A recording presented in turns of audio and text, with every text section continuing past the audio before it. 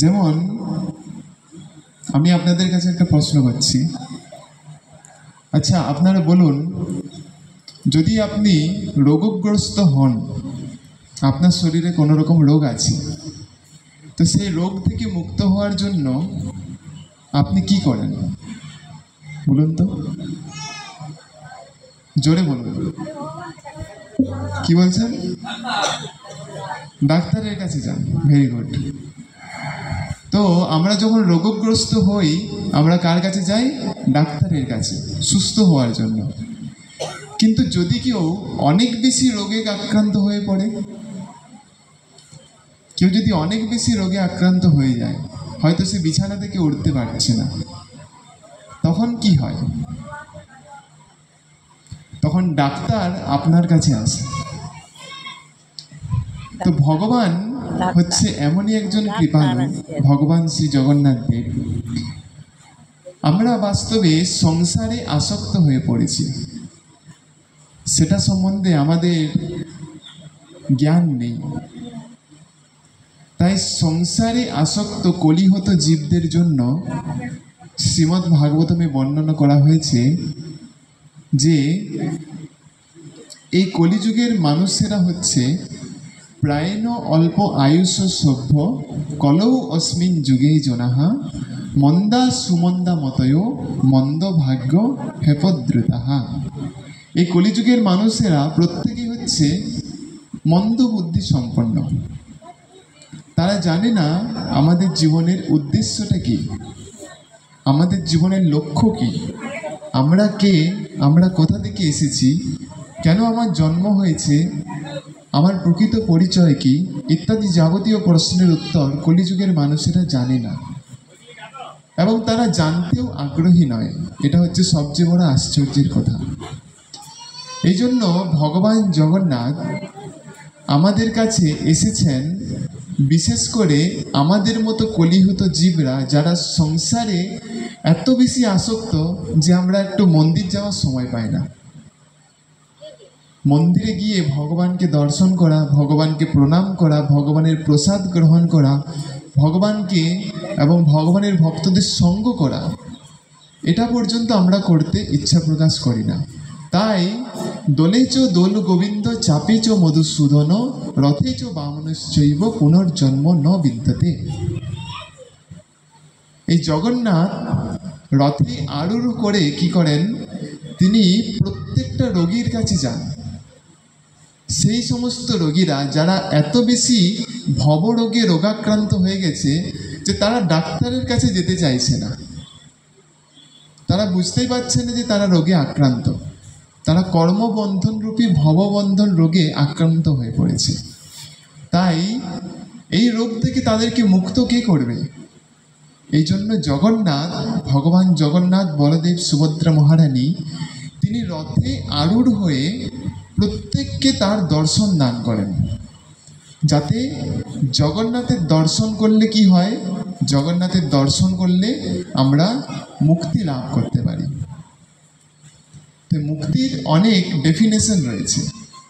মুক্তি মানে কি আমরা জানি না। শ্রীমদ্ ভাগবতমে বর্ণনা করা হয়েছে, মানুষের যখন মৃত্যু হয় এবং কোনো মানুষ যখন তার জীবনে স্বধর্ম অনুশীলন করেন, তখন তিনি মুক্তি লাভ করেন।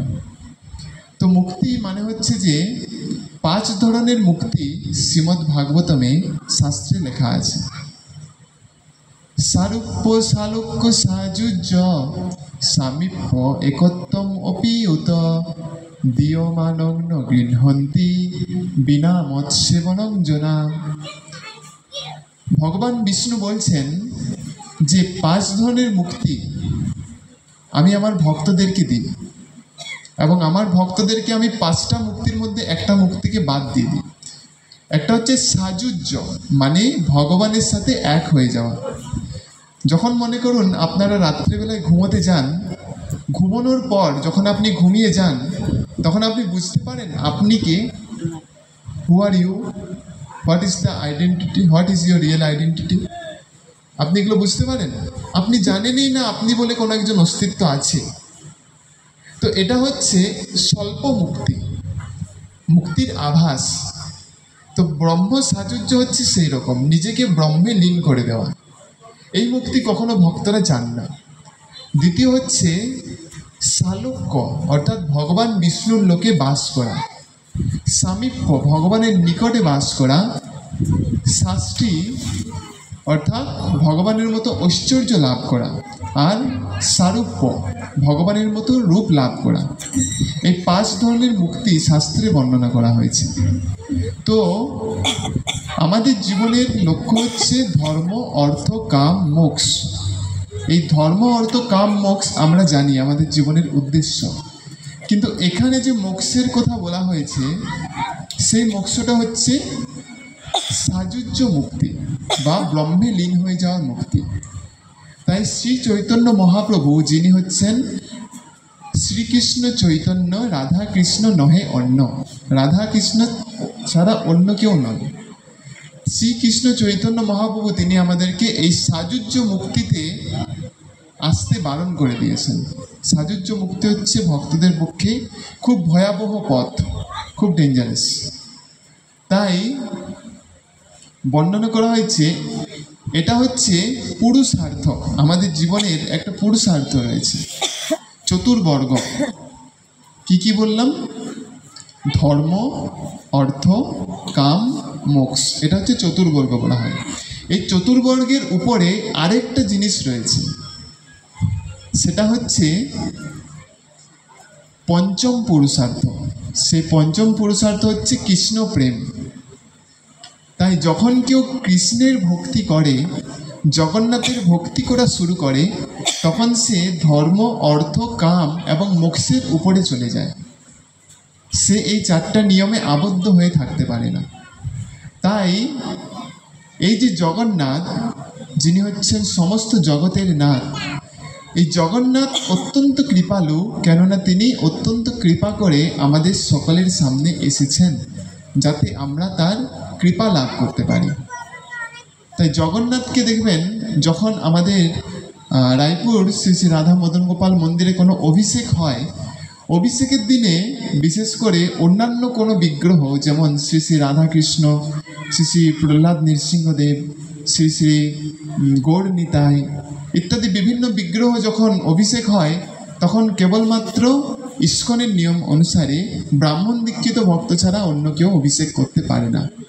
কিন্তু একমাত্র জগন্নাথ বিগ্রহ এমন একটা বিগ্রহ, যে বিগ্রহে ভগবান সবাইকে সুযোগ প্রদান করেন যে তিনি আমার সেবা করতে পারেন। কিরাট হুনান্দ্র পুলিন্দ পুলকসা আভীর সুন্দ্রা যবনা খোসাদয়, যে অন্যে চ পাপা তদ অপাশ্রয় আশ্রয়, শুদ্ধন্তি তস্মৈ প্রভু বিষ্ণবে নমঃ।